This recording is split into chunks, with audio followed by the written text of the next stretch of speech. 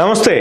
Special discussion ఏంటంటే మాట్లాడుకోవాలనిపించింది, చెప్పుకోలేకుండా ఉండలేకున్నాము. ఏంటంటే చంద్రబాబు నాయుడు గారు ఆల్మోస్ట్ 40 years పొలిటికల్ లైఫ్లో చంద్రబాబు నాయుడు గారిని గమనిస్తుంటే చాలా పెద్ద అప్ అండ్ డౌన్సే చూడొచ్చు మనం.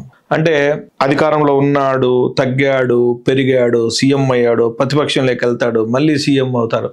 అసలు పరిపూర్ణంగా జీవితాన్ని అనుభవిస్తూ రాజకీయాన్ని కూడా ఎంజాయ్ చేసినటువంటి వ్యక్తి చంద్రబాబు నాయుడు గారు అని చెప్పుకోవచ్చు. రాజశేఖర రెడ్డి గారితో పోటీపడి రాజకీయాలు చేశాడు. రాజశేఖర రెడ్డి గారి కన్నా ముందే సీఎం అయ్యాడు. తర్వాత ఎలక్షన్స్లో ఓడిపోవడం, రాజశేఖర రెడ్డి గారు సీఎం కావడం. ఇంకా నెక్స్ట్ ఫేజ్లో రాజశేఖర రెడ్డి గారి కొడుకుతో కూడా పోటీ పడడము, మొదటి దశలో రాజశేఖర రెడ్డి గారి కొడుకును ఓడించడము, మళ్ళీ సీఎం కావడం జరిగింది. అయితే హైటెక్ ముఖ్యమంత్రిగా పేరు పడ్డటువంటి చంద్రబాబు నాయుడు వ్యవస్థలను బాగా మేనేజ్ చేయగలడని, లైక్ నేను ఆంధ్రప్రదేశ్ని ప్రగతి పదంలో నడుపుతాను అని చెప్పి ప్రామిస్ చేసి వచ్చినటువంటి చంద్రబాబు నాయుడు గారు అనుకోని విధంగా జగన్మోహన్ రెడ్డి గారి చేతుల్లో ఆ రోజు ఓడిపోవడం జరిగింది. ఓడిపోయిన 68, 69 ఏళ్ల వయసు, 70 ఏళ్ళు వచ్చిన వయసులో కూడా అవిశ్రాంతమైన పోరాటం సాగిస్తూనే జగన్మోహన్ రెడ్డి గారిని ఏనాడు మనశ్శాంతిగా 5 ఏళ్లలో ఏ నిర్ణయాన్ని తీసుకొని ఇవ్వలేదు, ఏ అడ్మినిస్ట్రేషన్ని సజావుగా సాగనీయకుండా పోరాటం సాగించాడు చంద్రబాబు నాయుడు గారు. ఈ రకంగా నేను పొగడ్డమా లేకపోతే విమర్శించడమా అనేది పక్కన పెడితే, చంద్రబాబు నాయుడు గారు తను ఎప్పుడు అధికారంలో ఉండాలనుకుంటాడు. ఒకవేళ పోయిన తర్వాత అధికారంలోకి వచ్చిన వ్యక్తిని ఏనాడు మనశ్శాంతిగా అయితే ఉన్నాడు. అది అడ్మినిస్ట్రేటివ్ పరంగా కావచ్చు, వ్యక్తిత్వంగా కించపరచడం కావచ్చు, ఇట్లా ఏ రకంగా అంటే ఆ రకంగా ఆయన ఏదో ఒకటి గెలుకుతూనే ఉండేవాడు. సరే, ఇవన్నీ అలా ఉన్నాయి. 151 సీట్లతో జగన్మోహన్ రెడ్డి రాష్ట్ర ముఖ్యమంత్రిగా ఉంటే చంద్రబాబు నాయుడు గారు ప్రతిపక్షంలో ఉండి కూడా ఎంత స్థాయి రాజకీయాన్ని నడిపాడో మనం చూడొచ్చు. ఒక దశలో చంద్రబాబు నాయుడు గారు మానసికంగా కుంగిపోయి తెలుగుదేశం పార్టీకి జవసత్వాలే లేని పరిస్థితికి తీసుకొచ్చిన సందర్భంలో జగన్మోహన్ రెడ్డి గారు జైల్లో వేయడము, ఆ తర్వాత కాలంలో ఆల్మోస్ట్ మనం గమనించవచ్చు, జగన్మోహన్ రెడ్డి గారు చీఫ్ మినిస్టర్గా ఉన్నటువంటి 5 సంవత్సరాలలో బీజేపీ ఏనాడు చంద్రబాబు నాయుడు గారికి అపాయింట్మెంట్ ఇచ్చిన పాపాను కూడా పోలేదు. Including not just BJP party, prime minister కాదు, లేకపోతే అమిత్ షా లాంటి మంత్రులు కూడా చంద్రబాబు నాయుడుకి ఏ రోజు అపాయింట్మెంట్ ఇవ్వలేదు. కానీ ఏ రోజు కుంగిపోలేదు. తన రాజకీయ చతురత, రాజకీయ వ్యూహాలను పదును పెడుతూనే తన వారిని, కొంతమంది అప్పటికే బీజేపీ పార్టీలో సీఎం రమేష్, సుజనా చౌదరి, ఇలా పెద్ద పెద్ద హెడ్లను, అక్కడ జనసేన అంటూ ఇంకొక పార్టీ, ఇలా ఓవరాల్గా కాంగ్రెస్లో కొంతమందిని, ఇలా ఓవరాల్గా అందరినీ మేనేజ్ చేస్తూనే ఉన్నాడు. ఎప్పుడు ఎక్కడ ఎవరితో అవసరం వస్తుందో తెలియదని. అంటే ఓవరాల్గా చెప్పాలంటే చంద్రబాబు నాయుడు గారు ఏ కంప్లీట్ పొలిటీషియన్. తన అవసరాలకు ఎవరిని ఎక్కడ పెడితే తన అవసరం తీరుతుంది.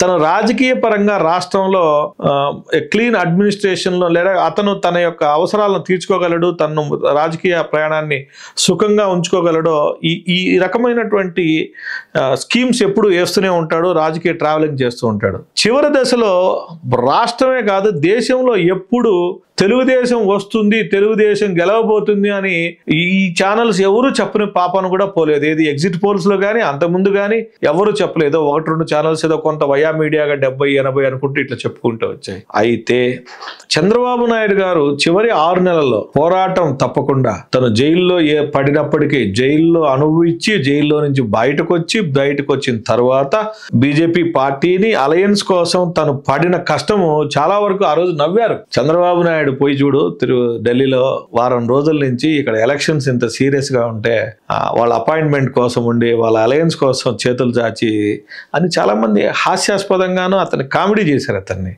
కానీ తన యొక్క ప్లాన్ ఆఫ్ యాక్షన్ ఎక్కడ డిస్టర్బ్ కాకుండా చేసుకుంటూ పోయి ఈరోజు జగన్మోహన్ రెడ్డిని స్మాష్, అంటే ఎక్కడి 151 సీటు జగన్మోహన్ రెడ్డి, ఎక్కడ 11 సీట్ల జగన్మోహన్ రెడ్డి. జస్ట్ ఫన్నీగా ఉంది కదా. అంటే జగన్మోహన్ రెడ్డి ఫన్నీ అయిపోయేలాగా చేసిన ఆ రాజకీయ దురంధరుడు అనుకోవచ్చు, రాజకీయ యోధుడు అనుకోవచ్చు చంద్రబాబు నాయుడు దగ్గర ఉన్నటువంటి ఒక గొప్ప గుణం ఏంటంటే, హామీలను నెరవేరుస్తాడో లేదో సెకండరీ, ప్రజలకు ఏదైనా చేస్తాడో లేదో సెకండరీ, కానీ చంద్రబాబు నాయుడు గారి గురించి పోరాడి గెలిపించుకోవడానికి కావాల్సినటువంటి పార్ట్నర్స్, అంటే ప్రధానమైనటువంటి వ్యక్తులను ఎప్పుడూ కాపాడుకుంటూనే వస్తాడు. అలా కాపాడుకున్నటువంటి తన వ్యక్తులు, తన కమ్యూనిటీ, తన వర్గమే ఈరోజు తన గెలుపుకి ప్రధాన పాత్ర పోషించింది అనడంలో సందేహమే లేదు. అలాగే కంపారిజన్ లేకొచ్చి జగన్మోహన్ రెడ్డి దగ్గరికి వస్తే తనకు ఎవరైతే కష్టపడి కార్యకర్తలు కావచ్చు, వైసీపీ అభిమానులు కావచ్చు, జగన్ జెండా మోసిన వాళ్ళు కావచ్చు, లేదా జగన్ అంటే ప్రేమ, రాజశేఖర రెడ్డి అంటే అభిమానం చూపించి పరిగెత్తిన వాళ్ళందరినీ కూడా జగన్ పక్కన పెట్టాడు. ప్రజలను నమ్ముకున్నాడు. ప్రజలకు అంతా నేను direct benefit transfer, DBT station 2 లక్షల కోట్లు వీళ్ళంతా నాకు వేసేస్తారని నమ్ముకున్నాడు. చివరగా ప్రజలు జగన్ని గెలిపించారో లేదో మనం చూసాం.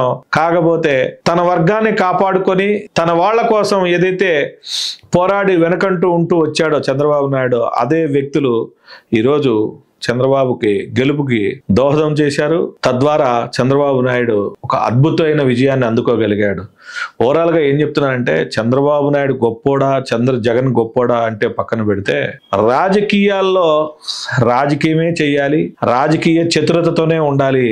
అంతేగాని నేను ఏదో చేసేసాను, నాకు ఎవరు అక్కర్లేదు, నాయకులు అక్కర్లేదు, నాకు ఇంకెవడు కాదు, అంతా నేనే రాజు, నేనే మంత్రి అనే స్థాయిలో ఎవరైతే ప్రవర్తిస్తారో వాళ్లకు ఎలా ఉండబోతుందో మన జగన్మోహన్ రెడ్డి గారు అనేది ఒక పెద్ద ఉదాహరణగా తీసుకోవచ్చు. ప్రజలకు ఏం చేసినా ఏం చెయ్యకపోయినా రాజకీయ చతురతతో ఎప్పుడు ఎవరితో కలవాలి, ఎక్కడ ఏ విధంగా అలయన్స్ లో ఉండాలి, ఏముంటే మనం అధికారంలోకి రాబోతున్నాం, మనకు కావాల్సిన సీట్లు ఎప్పుడు షేరింగ్ లో కరెక్ట్ గా ఉంటాయని తెలిసిన వ్యక్తి చంద్రబాబు నాయుడు. అందుకే ఈరోజు 4వసారి రాష్ట్రానికి ముఖ్యమంత్రి కాగలిగాడు. రాష్ట్ర చరిత్రలోనే 4వసారి ముఖ్యమంత్రి అయ్యి ప్రజలు అంటే ఆంధ్రప్రదేశ్ ను పాలిస్తున్న ఒక రాజకీయ నాయకుడిగా చంద్రబాబు గుర్తుండిపోబోతున్నాడు.